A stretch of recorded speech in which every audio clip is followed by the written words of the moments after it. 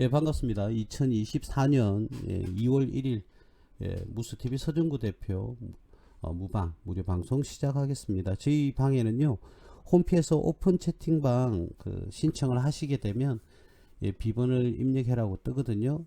그러면 제가 홈피에 우측 상단에 있습니다. 자, 그러면 제가 연락을 취해서 비밀번호를 말씀드리는 그런 시스템을 가지고 있거든요. 그 부분 참고하시고요. 오늘은 코스피 코스닥은 뭐 좀 전에 말씀드렸으니까 그냥 진행을 하면 될 것 같고, 오늘은 제가 요즘 윤석열 현 대통령이 PBR에 대한 이야기가 나왔어요, 뉴스에. 그쵸? PBR이 저평가되어 있는 아주 낮은 그런 개념의 종목들이 많다, 이런 얘기들이 나왔고요. 그리고 지금 바이오 기업을 필두로 해서 어떤 문제가 있냐면 자본 잠식의 문제가 굉장히 작년 2023년 1년 결산 시점은 3월 말까지 공시가 이루어지죠. 그래서 이 바이오 기업들을 필두로 해서 자본 잠식한 기업들이 굉장히 많습니다. 그래서 여러분들께 오늘은 특별한 테마가 아니라 PBR의 개념을 한번 정확하게 한번 알아보고요. 그 다음 자본 잠식에 대해서 한번 알아보는 그런 시간을 가지도록 그렇게 하겠습니다. 화면에 우리가 PBR과 자본 잠식 제가 간단하게 이렇게 한번 PPT를 만들어 봤어요. 자, PBR에 대해서 한번 이야기를 해 보겠습니다.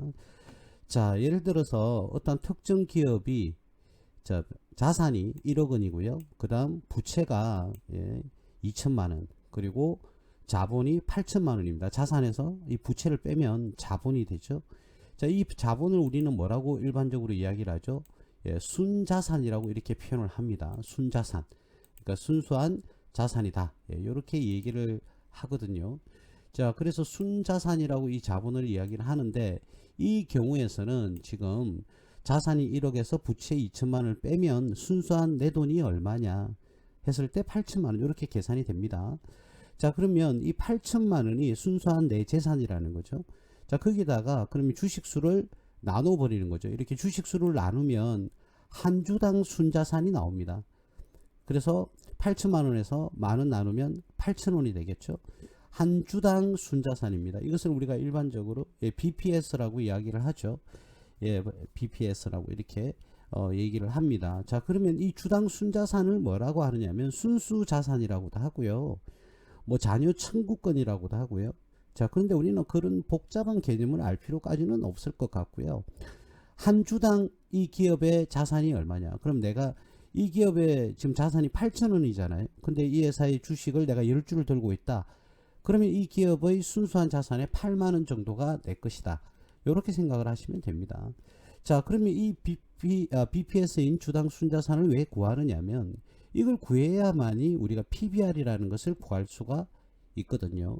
자, 그러면 주가가 아래 시계 보면 주가가 8,000원이라고 가정을 한 겁니다. 가정을 했을 때 조금 전에 구한 PBR이 아니고 이거는 BPS죠. 제가 이건 프린팅을 잘못했네요. PBR이 아니라 요거는 BPS입니다. 한 주당 순자산. 요거는 조금 수정을 하셔야 되겠어요.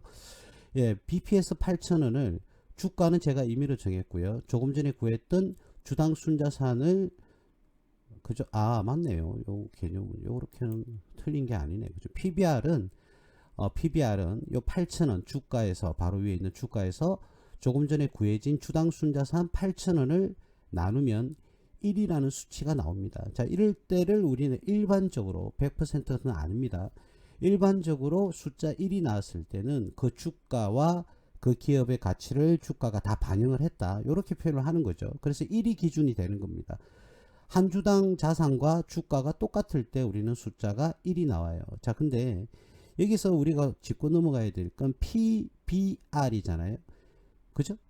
P는 프라이즈입니다. 가격, 주가를 뜻하고요. B는 뭐냐면 북밸류를 말합니다. 그러니까 장부 가치를 이야기를 하는 거죠. 한 주 순자산요.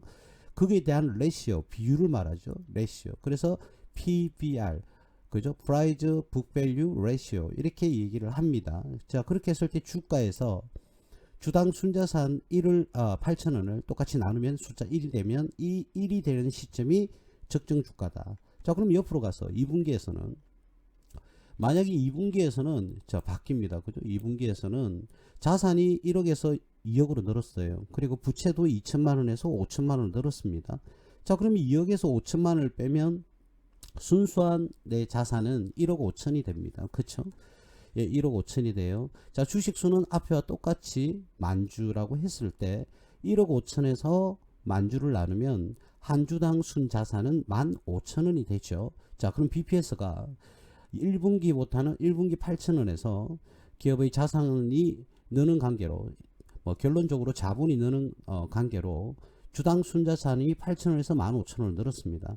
자 근데 이때 주가는 1분기와 똑같이 8천원이라고 가정을 한다면 주가에서 주당 순자산 8천원에서 15,000원을 나누게 되면 0.53이라는 게 나오죠. 이게 무엇을 뜻하느냐, 지금 거래되고 있는 한 주당 가격은 8,000원인데요. 8,000원인데 한 주당 이 기업의 순수한 자산은 15,000원이라는 거죠.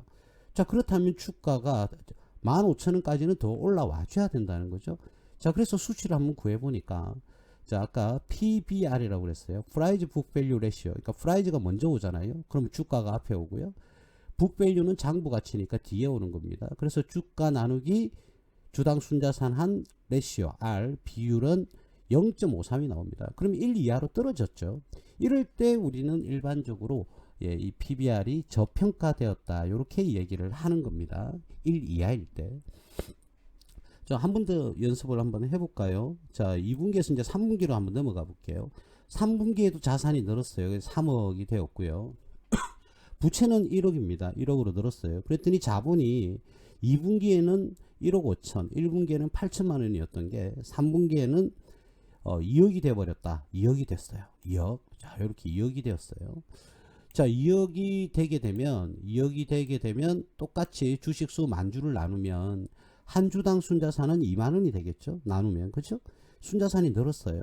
자, 근데 주가가 8천원이라고 가정을 그대로 고정을 시켜 놓으면 주가는 뭐 오르고 내리고 하겠죠. 근데 그냥 가정을 한 겁니다. 주가 8,000원에서 주당 순자산 올랐던 요 2만원을 다시 나눠주면 0.4로서 2분기 0.53보다 더 떨어지는 겁니다. 그쵸? 자, 이럴 때는 더 저평가가 되었던 거죠. 더 저평가가. 자, 그리고 4, 4분기로 한번 가보겠습니다. 4, 4분기로 가봤더니 자산이 3억에서 2억 5천원으로 내려갔고요. 부채는 1억에서 7천원으로 내려갔고 자본은 1억 8천이 되었습니다. 2억 5천에서 7천 빼니까요. 자, 근데 주식수는 만주 그대로에 나눠주면 BPS 가격은 18,000원이 되죠. 주가는 역시 8,000원으로 고정시킨다 그러면 주당 순자산 18,000원을 나눠주게 되면 0.44, 3분기보다는 PBR이 오른 모습을 보여줍니다. 자, 그러면 우리가 이제 이해가 되겠죠. 결국은 PBR을 결정짓는 것은 지금 주가에서 주당 순자산 값을 나눈 것이 바로 PBR입니다. 한 번 더 말씀드리지만 Price Book Value Ratio입니다. 자, 그래서 주가 대 순자산을 나눈 값이 1일 때는 그 기업이 정상 가치다 이렇게 얘기를 하거든요. 자, 그런데 1보다 낮을 때는 이 주가가 현재 가격은 저평가되어 있다. 이렇게 얘기를 하는 것이죠. 그리고 1보다 높았을 때는 이제는 고평가되어 간다. 거품이 생기고 있다. 이렇게 얘기를 합니다. 저희 회원분들에게는 제가 늘 강조하죠.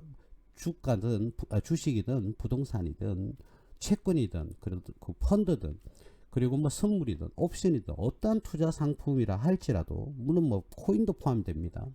어떤 경우에든 거품이라는 것은 생긴다. 그것을 20% 정도는 감안하고 투자를 하셔야 된다라고 제가 말씀을 드렸어요. 그래서 1.2가 넘으면 점점 거품이 생겨나는 것이다. 이렇게 말씀을 드렸던 거거든요. 자, 그런데 이 PBR의 수치가 조금 문제가 있다는 거죠. 왜 그러냐면 지금 우후죽순 무조건 말이죠. 무조건 PBR이 1 이하다. 지금 현 정부가 뭐 발표를 했지 않습니까?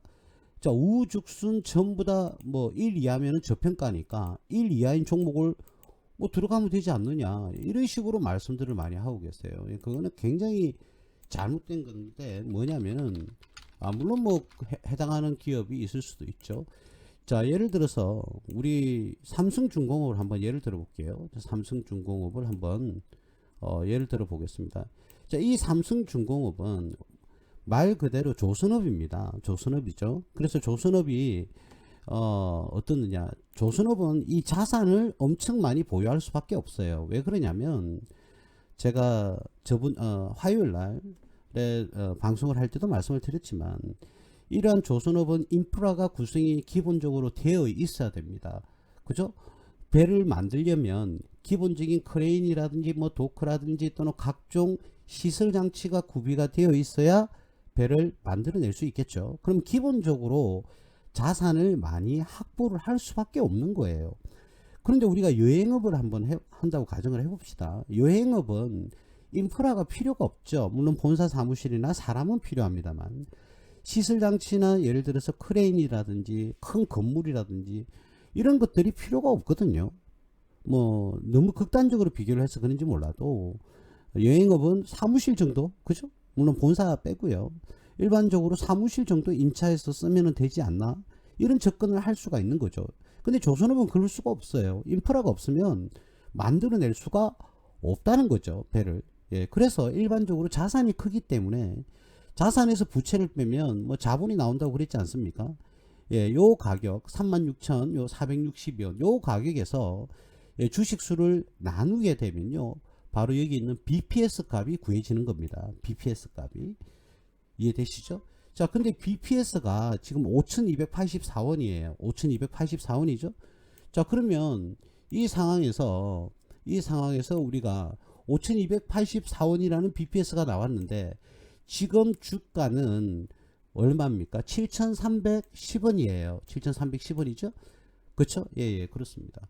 자, 그래서 1.41이에요. 근데 이 삼성중공업은, 이런 조선업은 이그 1.41을 넘긴 것도 쉽지가 않다는 거예요. 여간 이익이 나지 않으면 거의 1 이하에 머물러 있습니다. 기본적으로 자산이 크기 때문이죠. 물론 부채가 많으면 그런 시설 장치를 만들기 위해서 크레인을 뭐 도입하고 이런 생산 라인을 만들기 위해서는 돈을 많이 써서 빌려와서 구비를 합니다. 그래서 부채가 많아지기 때문에 자본이 적어질 수는 있습니다. 근데 기본적으로요, 계속 꾸준하게 회사가 이익을 구현을 했다면 자산은 계속 늘어납니다. 부채는 점점 줄어들겠죠.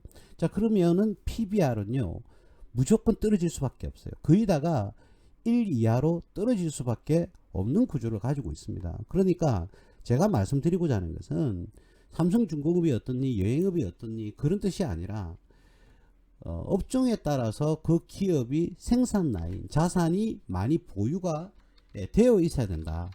그죠? 되어 있지 않으면 그 기업을 운영을 할 수가 없는 거예요. 그쵸? 없는 거예요. 그렇기 때문에 여행업과 조선업 무거운 회사와 그리고 비교적 좀 가벼운 서비스업은 이 PBR의 해석이 조금은 달라야 된다, 이 말씀을 드리는 거거든요. 지금 하나오션 같은 경우에도 지금 주가가 많이 지금 현재 떨어지는 모습을 보이죠. 44,000원에서 22,000원까지 지금 50% 정도가 떨어졌어요. 50%가. 그쵸? 50%가 지금 떨어졌는데 또 불구하고 지금 PBR이 3.51이에요. 근데 여러분들이 오해하시면 안 되는 게 뭐냐면, 주가는 지금 현재 이 수치를 잘 보셔야 되는데, 주가는 여기에 보시면 22,050원이라고 명시가 되어 있어요. 그런데 이 주가에서 뭘 나눈다고 그랬죠? BPS를 나눈다고 그랬잖아요. 주당 순자산, 그러니까 자본을 나눠줘야 되는데, 이 주가는 현재 주가고요. 현재 주가입니다. 현재. 그런데 BPS는 작년 2022년의 이 BPS를 가지고 하는 경우가 있고요. 올해는 아직 결산해서 1년치 BPS가 안 나왔거든요.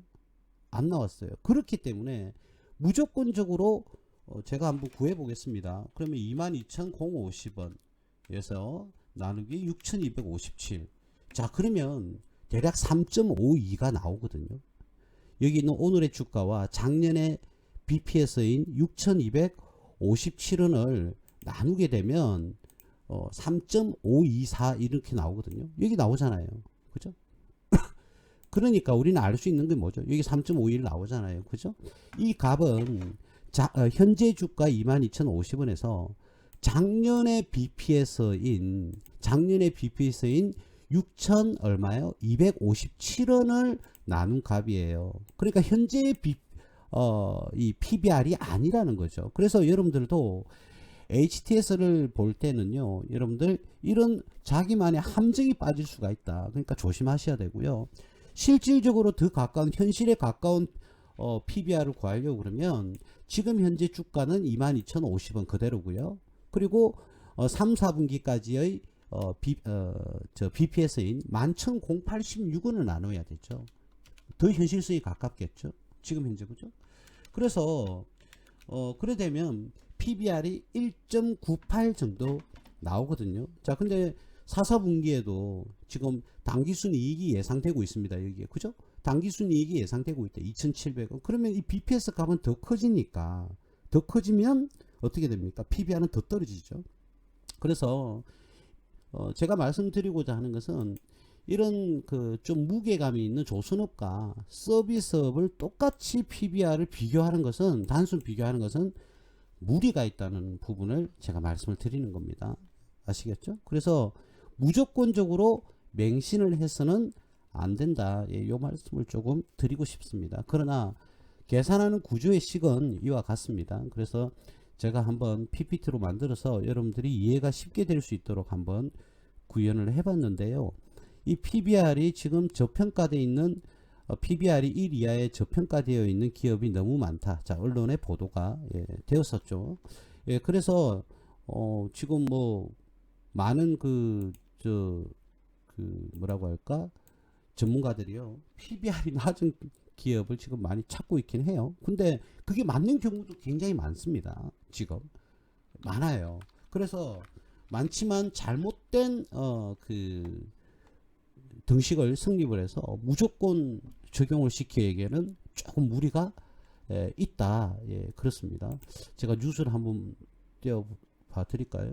자, 보면은 여기 보면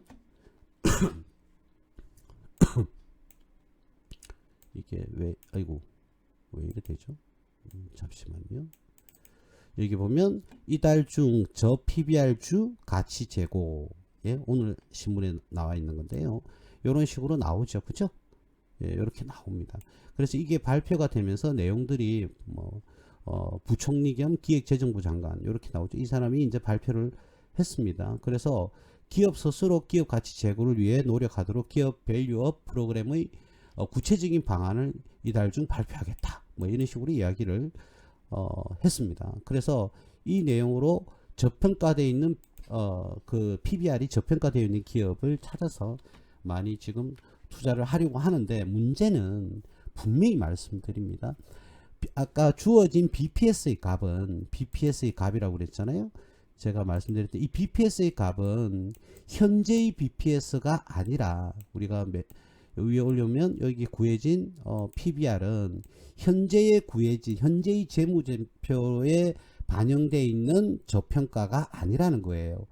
2022년도의 BPS와 현재의 주가로 비교했을 때 나타내주는 PBR이에요.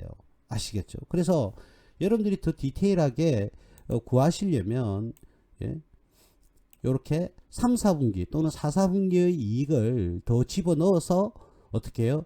여기에 있는 3, 4분기에 나와 있는 BPS 11086으로 나누는 것도 아니고, 올해 예상되는 4, 4분기에 예상되는 당기순이익도 여기 있지 않습니까?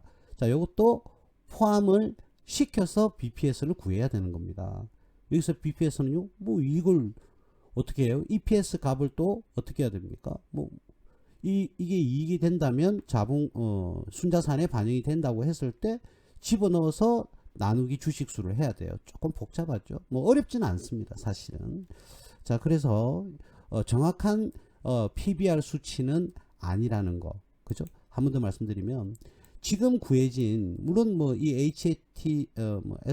HTS가 예전 걸 지금 현재 가격으로 뭐 보여주는 그런 HTS면 상관이 없겠는데, 일단 지금 제가 보고 있는 요 HTS도요, 홈트레이닝 시스템도 이 PBR 값은 주가는 현재 주가가 맞는데 재무제표에서 구해지는 BPS 값은 현재의 BPS가 아니라는 겁니다. 작년 2022년의 BPS를 가지고 보여주는 수치라는 거죠. 여기서 여러분들이 혼란을 일으킬 수 있다. 그래서 분명히 말씀드리는데 현재의 BPS 값을 정확하게 반영되어 있는 PBR을 구해내야 된다. 이 말씀을 제가 좀 드리겠습니다.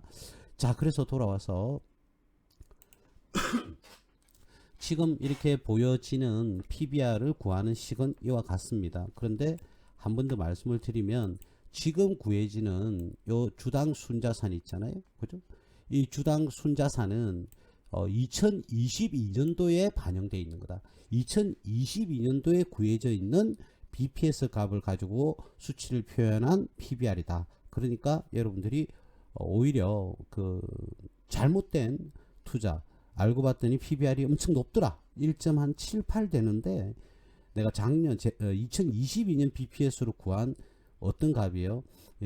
BPS로 구해져서 잘못된 판단을 할 수 있다. 올해 거는 2023년도에 걸 재무제표를 반영을 해보니까 PBR이 예를 들어서 아까는 1.7이었는데 2023년 재무제표를 반영을 시켰더니 뭐 1.7이 아니라 0.2가 나오더라. 뭐 이런 경우가 될 수도 있고요.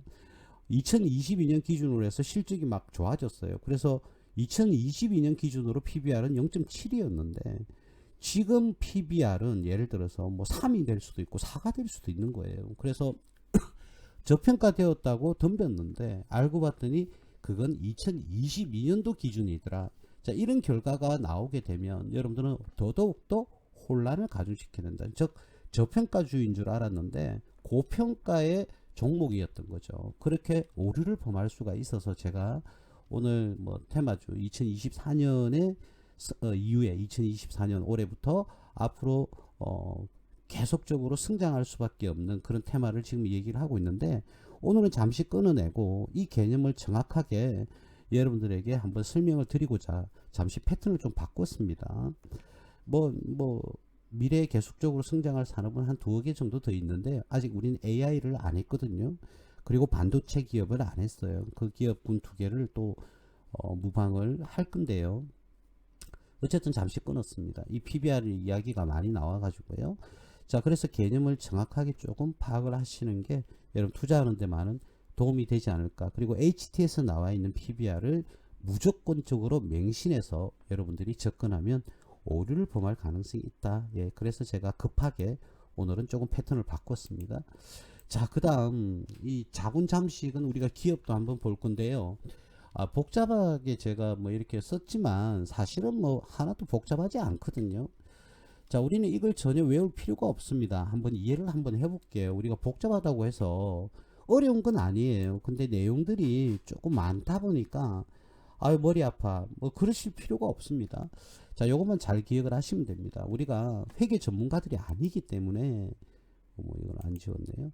자, 볼게요. 자본이라는 게 있잖아요. 우리가 이게 여기서 자본 잠식이라고 했잖아요.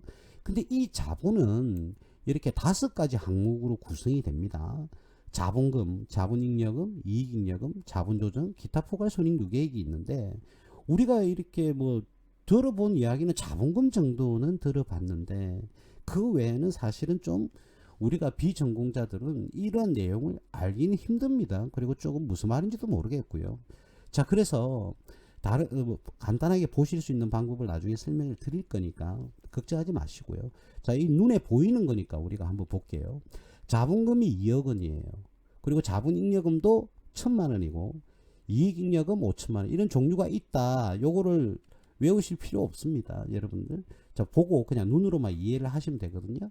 자, 그러면 여기서 자본조정과 기타 포괄손익 누계액은 0이라고 간주를 하고요. 0이라고 간주를 할게요.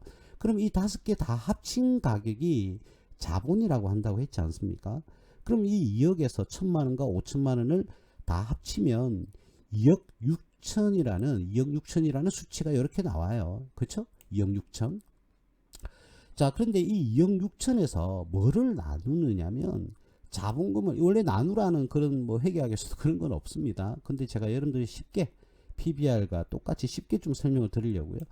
이 자본 총액하고요. 자본금하고 비교를 하는 겁니다. 자본금은 뭐냐?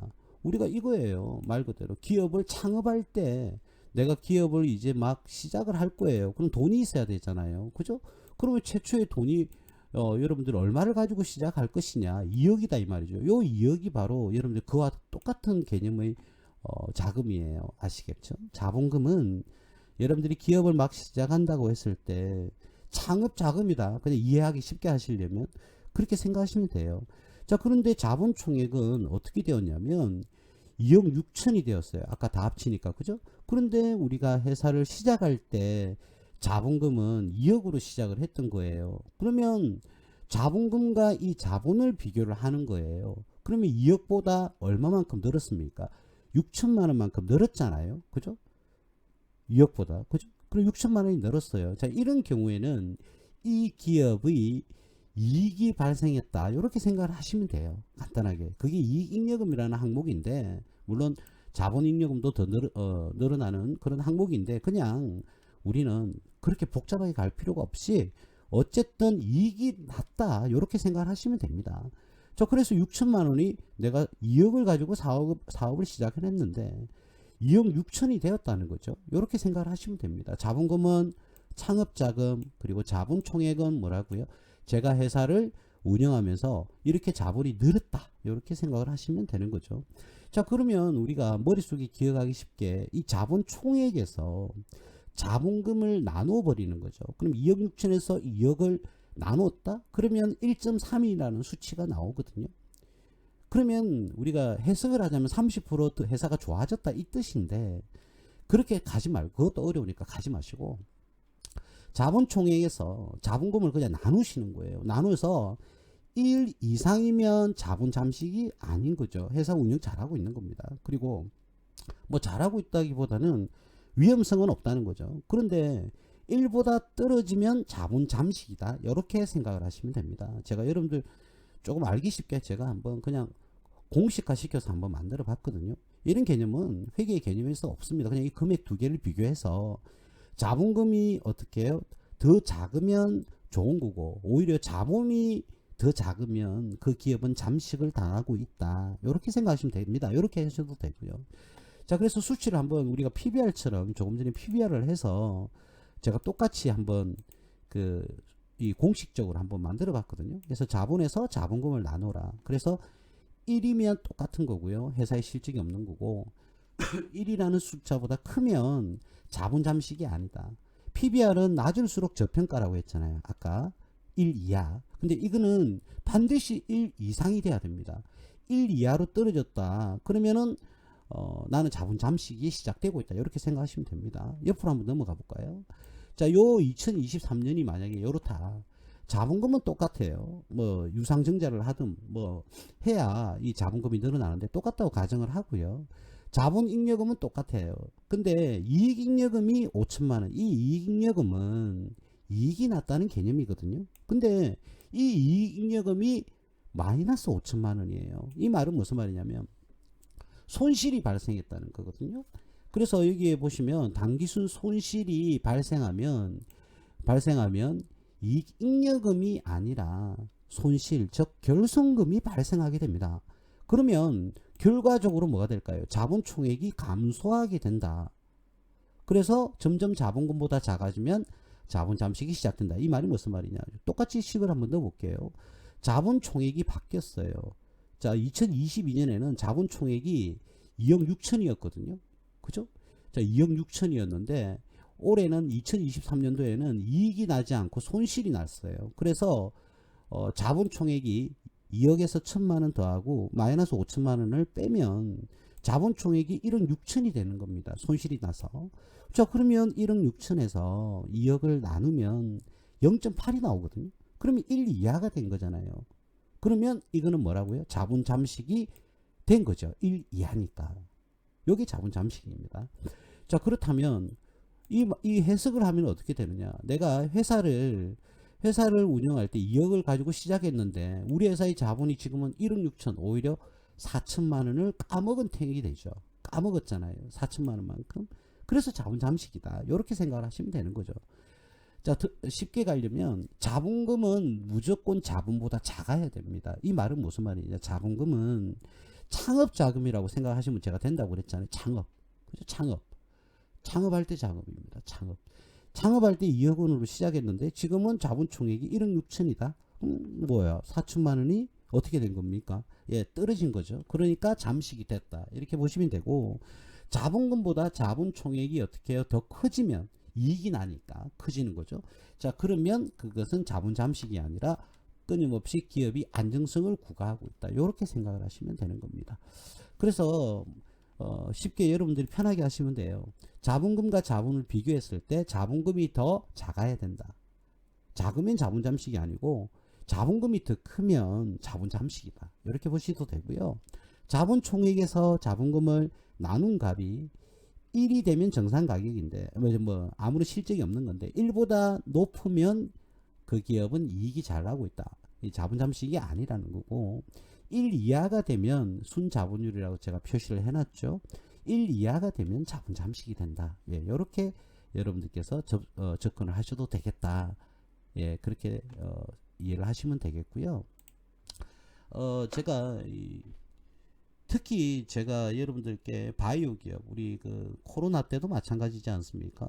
제가 바이오 기업은 오랫동안 어떤 신약 개발이라든지 이런 게 성공하기가 조금 힘들잖아요. 그래서 그 기업들은 그 개발이 성공할 때까지 실적이 없는 바이오 기업들이 너무 많거든요. 너무 많아요. 그래서 그런 기업들은 자본 잠식을 당할 가능성이 굉장히 높고, 그로 인해서 상장 폐지를 회피하기 위해서 분식회계를 하는 기업들이 되게 많습니다. 바이오 기업. 그렇다고 해서 무조건 나쁘다 아닙니다. 굉장히 좋은 기업도 많거든요. 많아요. 근데 아무래도 다른 기업군보다는 좀 확률이 높다. 이렇게 볼 수가 있겠습니다. 예를 들어서 뭐 NK맥스라는 회사를 한번 보겠습니다. 자, 아유, 지금 위로 훅 떨어졌네요. 자, NK맥스라는 회사를 이건 제가 자료를 나눠 드렸는데 미리 한번 볼게요. 재무제표를 한번 볼게요. 자, 최대한 제가 크게 좀 해봤는데 제가 뭐와 뭐를 비교한다고 그랬어요. 여기 자본 총계 있죠? 자본 총계와 자본금을 비교하면 된다고 그랬잖아요. 그죠? 예, 그렇습니다. 자, 그런데 이게 한번 볼게요. 자본금이 200억이에요. 근데 자본은 얼마입니까? 800억이에요. 그러면 자본금이, 대표님, 자본금이 더 적으니까 이거 자본 잠식이 아니지 않습니까? 라고 이야기를 하셔야 정상이죠. 근데 아니에요. 보세요. 올해 지금 3, 4분기까지 지금 결손이요. 어마어마하게 났습니다. 30억 정도 났네요. 730억. 그러면 이 832억이 손실을 반영을 해야 되니까 832억에서 이 손실 난 걸 빼야 되거든요. 자본 합계는. 이해되시죠? 자, 그러면 323억에 741억이네요. 대략 740억을 빼면 이 자본 총액은 90억밖에 안 되는 거예요. 올해 재무제표가 반영이 돼 버리면. 이해되시죠?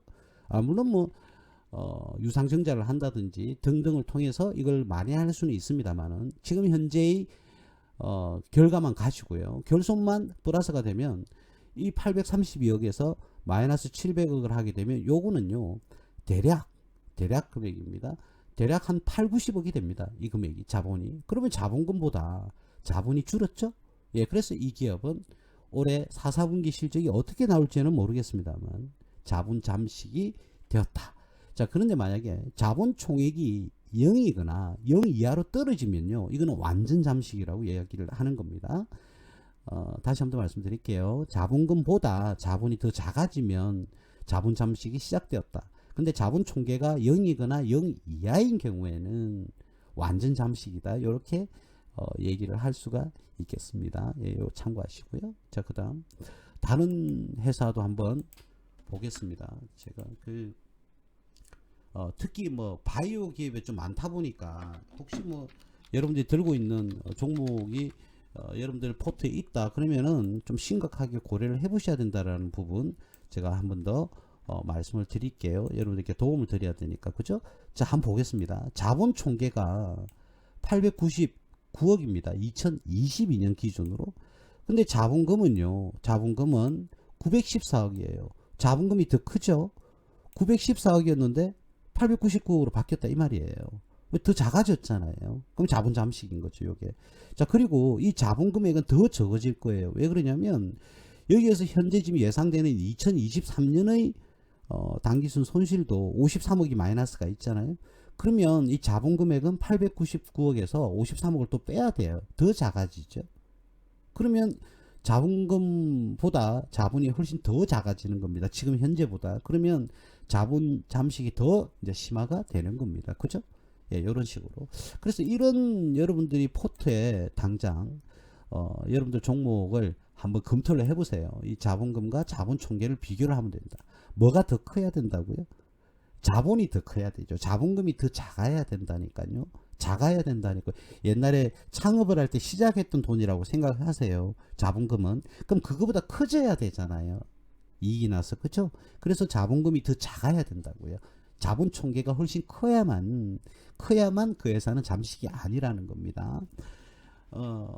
우리가 지금 제가 보고 있는 종목들이 지금 바이오 기업들, 예, 를 지금 보고 있는데 한 2개 정도만 더 볼까요? 올리패스라는 회사를 한번 볼까요? 올리패스. 자, 올리패스라는 회사인데요. 이 회사도 자본 총계는 얼마냐면 이보세요. 92억이 됐어요. 자본금은 얼마입니까? 155억이죠, 여기. 자, 155억. 거기만 색칠을 할까요? 자본은 92억. 자본금은 155억. 자, 회사 창업할 때 시작한 돈이 155억인데 지금 92억 남았어요. 근데 올해도 당기순 손실이 요렇게 더 있어요. 요만큼. 그죠? 물론 다른 이유로 자본 총계를 늘릴 수 있습니다. 가장 대표적인 게 뭐 유상증자를 하는 경우에요. 자, 그런데 물론 액면가보다 높겠죠. 그 부분만큼 자본 잉여금이라는 항목을 늘리는 방법은 있는데 우리 그런 어려운 거는 하지 말자고요. 그죠? 자, 그러면 이 손실이 유상증자를 이보세요. 여기서도 지금 유상증자를 했다는 게 나오거든요. 이 자본금을 보세요. 자본금이 보시면 95억, 148억, 155억, 그리고 지금 현재는 168억 이런 식으로 물론 다른 이유도 있겠지만 일반적으로 이렇게 늘어나는 거는 유상증자를 했다는 소리거든요. 왜? 자본 잠식이 너무 가속이 되니까 그런 겁니다. 자, 이런 경우에 유상증자는 굉장히 뭐 질이 좀 안 좋은 그런 유상증자라고 볼 수도 있습니다. 자, 어쨌든 다시 돌아와서 자본이 92억이고 자본금은 얼마예요? 155억. 그런데 올해 손실도 이렇게 있다. 그러면 자본은 이게 들어가 버리면 자본은 거의 0이거나 마이너스 상태로 갑니다. 그러면 완전 잠식이 되거든요. 그죠? 그러면 상장 폐지 요건에 들어가죠. 상장 폐지. 일부 잠식만 돼도 경고, 관리 종목, 경고 종목으로 지정이 되는데 이게 완전 잠식이 되면 상장 폐지가 될 가능성이 굉장히 높은 거죠.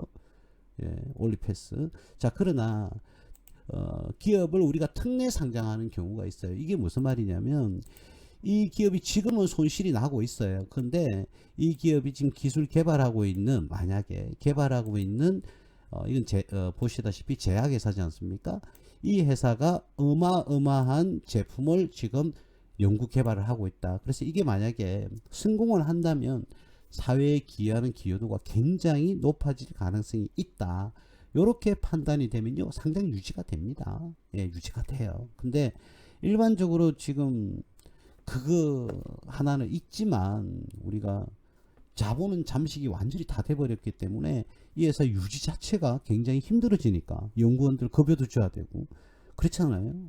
뭐 임차료가 필요하면 집세도 줘야 되고. 그런데 그걸 어떻게 메꿀 거냐는 거죠. 그래서 빨리 성공을 했어야 했는데 모르겠습니다. 이 기업이 뭐 개인적으로 제가 뭐 우리 회원님들이 투자하는 기업이 아니기 때문에 상장을 2019년 뭐 9월경에 이렇게 했다고 나오네요. 근데 지금 현재 뭐 2020년, 2021년, 22년 이제 3년 6개월째를 지금 넘어가고 있는데 끊임없이 이렇게 주가가 떨어지고 있습니다. 그죠? 이렇게 떨어지는 거는 이유가 있는 겁니다. 그죠? 그래서 굉장히 좀 불안한 상태다.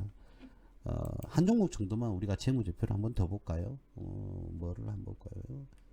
피플바이오였나요? 좀 유명한 좀 테마성이 컸던 피플바이오 한번 보겠습니다. 자, 이 피플바이오가 테마성이 좀 컸어요. 이렇게. 자, 탔는데 한번 보면 예, 한번 보겠습니다. 자, 피플바이오라는 회사 요걸 한번 보겠습니다. 예. 자, 재무제표를 보면요, 똑같이 자 조금 지루하겠지만 오늘은 요걸 머릿속에 쏙 한번 집어넣어 보겠습니다. 자본은 현재 2022년 기준에 59억이고요. 자본금은 어때요? 62억이죠. 자본금이 더 크죠. 떨어졌죠. 3억만큼. 그리고 올해 손실이 좀 어마어마합니다. 그죠? 이러한 기업은 또 유상증자를 통해서 또 탈출을 하기는 해야 될 건데 과연 그게 가능할런지는 잘 모르겠네요. 이 손실이 자본에 들어가면, 고스란히 들어가면 마이너스 한 81억이 되거든요. 그러면 완전 잠식이거든요. 자, 그래서 이 기업이 지금 개발하고 있는 아이템이 국가 완성이 되면, 완료가 만약에 성공을 하게 되면 뭐 엄청난 부를 축적을 할 수도 있고 사회에 큰 공헌을 뭐 할 수도 있겠죠. 그죠? 그런 개념에서 상장 유지를 시켜줄 것인지, 아니면 법대로 그냥 그대로 하게 되면 이 재무제표는 상장 폐지 요건이 벌써 들어갑니다. 이 회사는 2002년도 우리가 월드컵 때, 2002 월드컵 때 설립이 되었네요. 그래서 생물공학을 이용한 의약, 그리고 식품 재료 개발, 화학물질 개발, 그리고 뭐 공급 및 자문을 주요 사업으로 영위하고 있다. 이런 것을, 그리고 퇴행성 뇌질환 뇌질환, 뭐 알츠하이머 병이겠죠. 그러네요. 알츠하이머 조기 진단에 활용할 수 있는 혈액 검사 제품이 있다. 알츠하이머와 관련되어 있는 검사하는 그런 제품이 있다고 이렇게 나오네요. 그래서 알츠하이머 관련되어 있는 테마주가 되겠네요. 그죠? 물론 이런 경우에는 뭐 고령화 사회 테마주에도 들어가긴 들어갈 수는 있지만 고령화 사회 테마주도 뭐 무지무지하게 많으니까. 그죠? 예, 그래서 이 기업은 원래 원칙대로 한다 그러면 상장 폐지 요건을 다 갖춘 겁니다. 그러나 기업이 이러한, 그죠? 만약에 개발이 완료가 되고 성공을 하게 되면 사회에 굉장히 크게 기여와 공헌을 할 수가 있는 그런 약품이나 바이오 제품이라면 상장을 유지시켜 주겠죠. 그죠? 연구가 계속될 수 있도록. 어떻게 결정을 내릴지는 모르겠습니다. 그 외에도 이 바이오 기업들이 지금 그 굉장히 위험한 기업들이 많습니다. 예, 많아요. 뭐 셀리버리라는 회사도 있고, 셀리발입니까? 셀리버리인가요? 뭐 뉴질랩 같은 경우에도, 뉴질랩 하나만 더 볼까요? 자, 뉴질랩 파마 같은 경우에도 이 CCTV도 이렇게 카메라 이렇게도 하고 있는데, 이 회사는 바이오 기업도 일부 있나 봐요. 일부 있는데 5G 모바일 유통, 그리고 CCTV 카메라. 자, 그럼 이런 기업은 좀 더 그 바이오 기업은 어떤 사회에 공헌도가 생길 수 있기 때문에, 개발 완료가 되면, 그죠? 공헌도가 있기 때문에 상장 유지를 시켜줄 수가 있는데 말이죠. 이 기업은요, 한번 볼까요? 아예 자본금 바이오 기업도 아닌데 자본 자체가 마이너스가 나왔어요. 이 말은 뭐라고요? 손실이, 제가 서두에도 말씀드렸지만 계속 많이 발생했다는 거죠. 그죠? 자본금 뭐 보나마나 또 유상증자를 했겠죠. 자본금은 166억인데 이게 마이너스다, 0 이하면 볼 것도 없죠. 완전 잠식으로 이렇게 되어 있습니다. 그죠? 이런 기업에 우리가 아무리 뭐 하이리스크 하이리턴이라 하더라도 이런 기업에 투자를 하기에는 뭐 그래도 정지가 되어 있는 것 같은데요. 투자를 한다는 거는 굉장한, 이거는 모험이 아니라 만용입니다. 만용. 그죠? 예, 안타깝게도 물론 이 많은 주주분들이 손해를 어마어마하게 보시는 것 같아요. 그죠? 여기도 하한가를 갖고 그나마 요 나라는 나올 수 있는 기회는 조금 적고, 또 거의 뭐 11% 떨어지고 쭉쭉쭉쭉 떨어졌네요. 또 하한가 가고요. 또 하한가 가고, 하루 거래되고 또 거의 하한가 가고요. 그 다음에 거래 정지가 되었습니다. 그죠? 야, 이런 경우에는 굉장히 좀 피해가 컸을 것 같다. 그죠? 12,000원대 들어가셨다 그러면, 아니면 뭐 13,000원이라고 할까요? 그러면 13,000에 들어가신 분은 지금 90%가 손실이 대략 났다는 소리거든요. 그래요. 그래서 여러분들 우리가 살아가면서 부를 축적하고 경제적 자유를 얻기 위해서는 절대적으로 직장 생활을 하시면서 저축만 해서는 절대로 탈출할 수 없습니다. 여러분 평생 그동안 납부했던 연금 정도 우리가 은퇴를 했을 때 말입니다. 연금 외에는 여러분들한테 가져다 주는 조금의 유동성이 있는 자산과 부동산 한 채 정도? 뭐 그 정도밖에 뭐 구현할 수가 없어요. 거기다가 애기는 뭐 한두 명? 두 명은 너무 또 많다고 생각할 수도 있는데 한 명이면 그나마 좀 나은데 두 명이다. 그럼 애기에 대한 부양?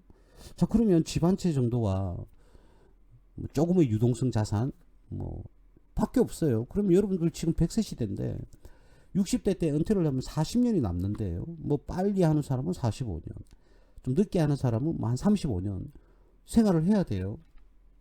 근데 연금 하나로 어떻게 생활이 가능할까요? 물론 뭐 줄이고 해서 생활은 가능할 수도 있을 겁니다. 직장 생활 오래 하시면서 연금을 꾸준히 이렇게 불입을 하신 분들은 가능하신 분들도 계실 거예요. 자, 그런데 절대로 경제적 자유는 얻을 수가 없습니다. 그건 제가 장담합니다. 제가 생각하는 3대 바보는요. 우리 부모님들 세대에는 집 사라, 집 사라, 집 사라. 이게 맞아요.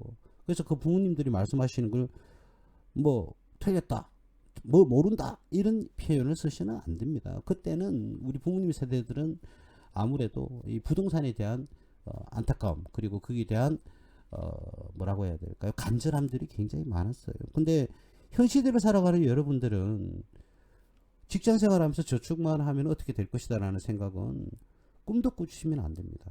절대로 안 됩니다. 그래서 경제적 자유를 얻으려면 재테크는 필수입니다, 여러분. 그래서 여러분들도 다들 뭐 여기 계신 거 아니겠어요, 그죠? 예, 그거는 필수예요. 자, 그러면 내가 재테크를 해야 되겠다. 그런데 이러한 기업에 투자 분석을 하지 않으시고 뭐 자본 잠식이 되고 있는 이런 기업에 하이 리스크 하이 리턴이라는 구호를 외치면서 투자를 하신다? 그럼 만용입니다, 여러분. 만용이라고요. 그래서 뭐 400%, 500%, 800%, 900% 이렇게 수익 나는 거 좋아요. 좋은데 반드시 안전을 확보한 회사를 투자를 하셔야 됩니다. 그러한 기업도 800%, 900% 이렇게 고수익을 냅니다. 내거든요. 근데 왜 굳이 그런 좀 더 위험한 이러한 기업에 투자를 하냐는 거죠. 그래서 여러분들께서도 재무제표를 꼭 확인을 하시고, 그렇다고 해서 그걸 100% 신뢰도 또 못하는 마당인데, 그죠? 조금이라도 좀 참고를 하셔서 투자를 하시는 걸 권해드리겠습니다. 예, 오늘은 아까 뉴스도 보셨죠? 뭐 PBR 저평가되어 있는 기업에 대한 얘기가 뉴스에 나왔었고요. 그리고 2024년 3월 31일까지 2023년도의 실적이 공시가 되는데요. 자본 잠식되어 있는 기업이 굉장히 많다. 그동안 어렵지 않습니까? 현재도 그렇고요. 그렇기 때문에 그런 기업은 해지를 해야 됩니다. 회피해야 돼요. 그러니까 반드시 주변 분들이 이 종목이 좋다 안 좋다 좋다 안 좋다 이런 말씀 드리지 마시고, 여러분들이 재무제표를 반드시 공부를 하시고요. 그리고 투자할 때는 똑같이 200%가 가더라도 안전한 기업에 들어가서 수익을 내는 게 맞다라는 부분 말씀을 한 번 더 드리고요. 그리고 PBR의 함정을 제가 말씀드렸습니다. HTS에 나와 있는 그 PBR을 지금 현재 2023년 실적이 공시가 되질 않았어요. 물론 일부 예측치가 나오긴 했습니다만 그 예측치는 뭐 크게 틀리진 않습니다. 그래서 그걸 잘 확인하시고 투자를 해야 되는데, 지금 아까도 우리가 구해봤잖아요. 나와 HTS 제공하는 PBR 수치가 2023년에 1년치의 재무제표가 반영이 된 게 아니라는 거. 2022년도에 BPS를 가지고 PBR을 구했다는 거. 예, 요거 놓치지 마시기 바랍니다. 예, 오늘은 이러한 부분 때문에 제가 긴급하게 오늘 무료 방송 무방을요 요렇게 열었습니다. 그래서 반드시 이 부분 놓치지 마시고요. PBR 수치 꼭 확인을 하시고 투자를 하시길 바랍니다. 예, 날씨가 이제는 조금 많이 따뜻해졌어요. 그죠? 아무래도 좀 따뜻해진 것 같은데, 저희 그 무수TV 자주 좀 이용을 해 주시고요. 그리고 첫 홈페이지 첫 화면에 우측 상단에 보시면 각 전문가님들의 오픈 채팅방도 있거든요. 예, 거기는 다 무료니까 무료니까요. 그 가입을 하셔서 여러분들 오픈 채팅방에서도 활동을 잘 하시고, 무료 방송은 저희 홈페이지에 항상 공개되어 있습니다. 언제 하는지 이걸 참고하셔서 여러분들 투자하는데 조금이라도 도움이 되시길 바라고요. 그리고 어떤 뭐라고 할까, 우리 전문가님들하고 같이 함께 하고 싶다 하시는 분들은 저희 무스TV를 이용해 주시면 감사하겠습니다. 요즘 돌아가면서 이렇게 수익이 조금씩 계속 나주니까 오히려 좀 탄력이 붙는 것 같아요, 우리 회원님들. 어쨌든 앞으로도요, 여러분들 수익 잘 내시고, 그리고 재산 증식 잘 되시고, 빨리 경제적 자유를 얻기를 바라겠습니다.